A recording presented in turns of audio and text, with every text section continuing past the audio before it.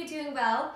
I'm Dr. Ina Lakshan here at the Hormone Rebalance Center, and today I wanted to talk to you about one very easy, quick way to find out whether your metabolic rate and metabolism essentially is on the slow or fast side.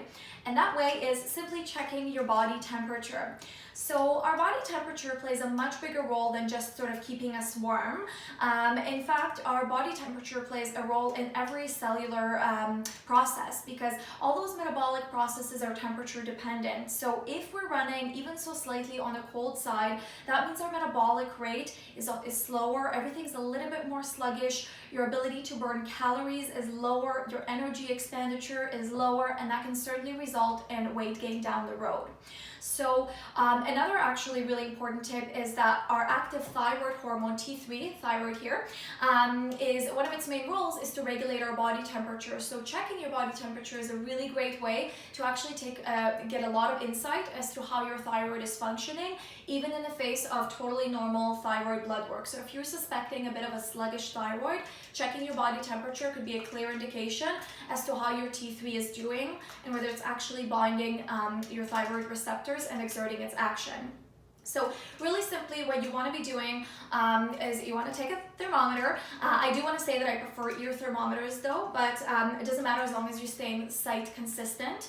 And you want to be measuring your body temperature ideally during the daytime, because actually there's a really good research study that came out in 2015 that compared obese women to thin women and found that their body temperature was different by 0.35 degrees Celsius only during the daytime. That gap was not there in the evening after 11 p.m.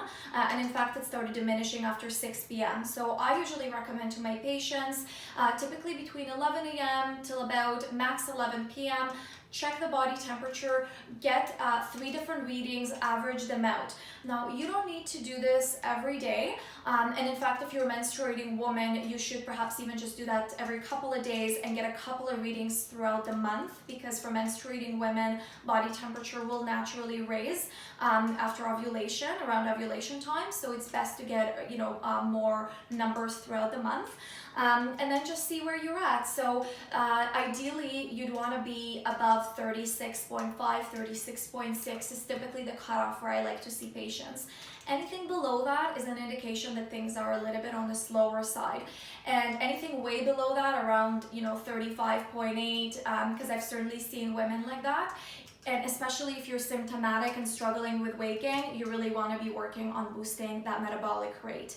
Okay, so I hope this was a helpful tip, and now you get a lot of insight by doing something very fancy like measuring your body temperature. So if you have any questions, please feel free to comment, and I look forward to seeing you next week. Thank you. Bye.